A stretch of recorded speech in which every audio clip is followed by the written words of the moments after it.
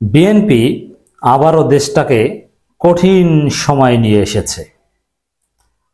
দর্শক, বিএনপি যা করেছে মূলত শিক্ষার্থী জনতা তার বিরুদ্ধে আবারও লড়াই সংগ্রামের ডাক দিতে বাধ্য হচ্ছে। আমরা আলোচনা করছি 20 নভেম্বর 24, খুবই উদ্বেগজনক।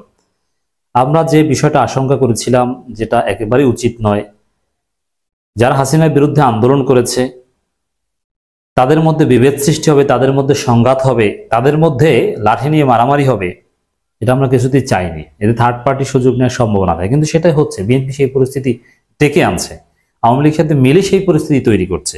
সোশ্যাল মিডিয়ার দিকে তাকালে আপনারা বুঝবেন যে আওয়ামী লীগ এবং বিএনপির লোকজন লেখালেখি করছে শুধু সমন্বয়ক, বৈষম্যবিরোধী ছাত্র আন্দোলন এবং ডক্টর ইউনূসের বিরুদ্ধে।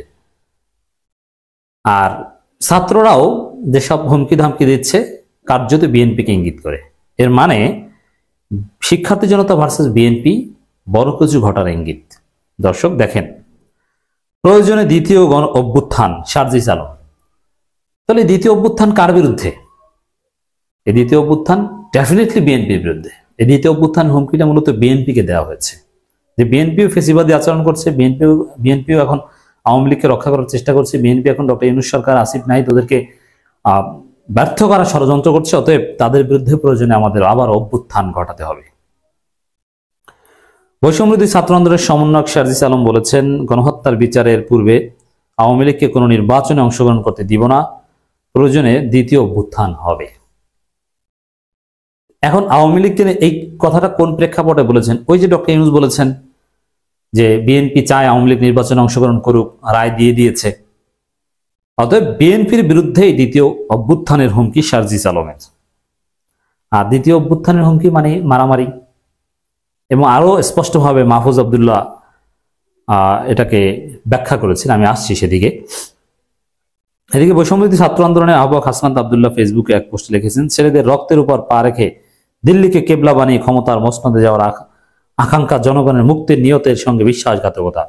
আওয়ামী পুনর্বাসনের জন্য যারা উদ্যোগ নেবে তাদেরকে ইতিহাস গণশত্রু হিসেবে চিহ্নিত করবে। এই বক্তব্য হাসনাত কার বিরুদ্ধে দিয়েছেন? বিএনপির বিরুদ্ধে। এর মানে বিএনপিকে গণশত্রু হিসেবে চিহ্নিত করা হতে পারে, একথাই মূলত বোঝানোর চেষ্টা করেছেন। আরো নানান কথা বলছেন, যত কথা সমন্বয়ক বা ছাত্র নেতাদের বিএনপিকে উদ্দেশ্য করে। দর্শক, এর চাইতেও শিক্ষার্থীরা এখন এভাবে প্রচার করছে আওয়ামী লীগ নতুন ভয়ঙ্কর রূপ, আওয়ামী লীগের বিএনপি লীগ। বিএনপি লীগ হয়ে ফিরে এসছে, বিএনপি লীগ ঠেকাও, বিপ্লব বাঁচাও, দেশ বাঁচাও, এখন স্লোগান এটা। এর মানে বিএনপির বিরুদ্ধে খেলা হবে, এরকম হুমকি আসছে। মাহফুজ আলমের একটা ফেসবুক স্ট্যাটাস আপনাদেরকে শোনাতে চাই।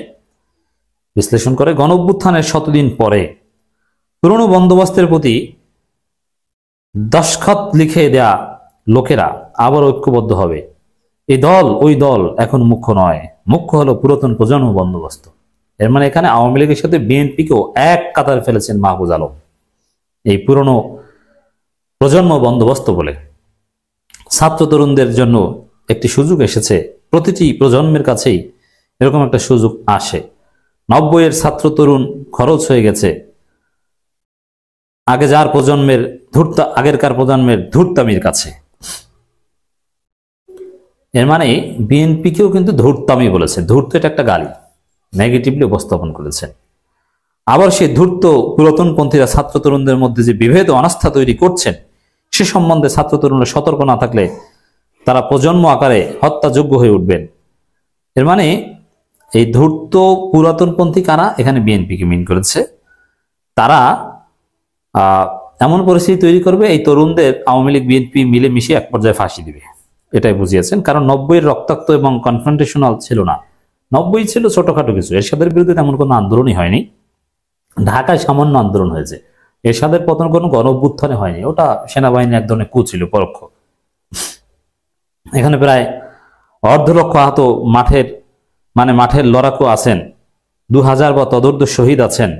গৃহযুদ্ধের পূর্ববর্তী মুহূর্তে একটা সামাল দেওয়ার প্রচেষ্টা শুরু হয়েছে, যা এখনো চলমান, কিন্তু যুদ্ধ তো হবেই কোনো না কোনো ফরম্যাটে। এর মানে সামনে ভয়াবহ যুদ্ধ আছে, গৃহযুদ্ধের কথাও কিন্তু বলছেন। পুরাতন ও নতুনের রক্তাক্ত দ্বন্দ্বে রণনীতি ও প্রধান দ্বন্দ্ব বুঝে নেওয়া জরুরি, খুবই জরুরি। রক্তাক্ত দ্বন্দ্বের আসছে, মানে আবারও আমাদের মাঠে নামতে হবে, এবং কার বিরুদ্ধে? স্পষ্টতই বিএনপির বিরুদ্ধে। মৃত্যু আমাদের ছুঁয়ে গেছে, আমরা জ্যান্তে মরা হয়ে গেছি। আমাদের শহীদ হয়ে যাওয়া ভাই বোনেরা সাক্ষ্যকে নিরন্তর পুনরাবৃত্তি হতেই হবে। ক্লান্ত হন না, জড়ো হন, ঘন হয়ে বসুন, এমন যুদ্ধের প্রস্তুতি নিয়ে ঐক্যবদ্ধ হন। গৃহযুদ্ধের কথা করে বলছেন। আর একটা পোস্ট মাহফুজ আলমের, you snatched it away for twice, এর মানে দুইবার স্ন্যাচ করেছেন আমাদের বিপ্লবকে। সেই দুইবার কোনটা? একটা হয়তো বা মিন করেছেন 1971 সাল, 71 যে আকাঙ্ক্ষায় মানুষ বিপ্লব করেছিল সেই আকাঙ্ক্ষা পূরণ হয়নি।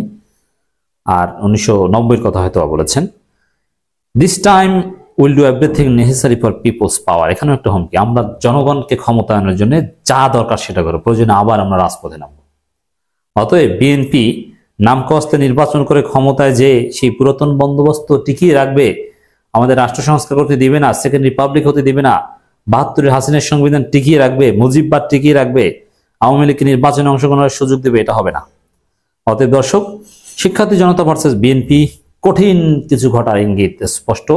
আমরা শিক্ষার্থীদের সাথে আছি এবং থাকবো ইনশাআল্লাহ।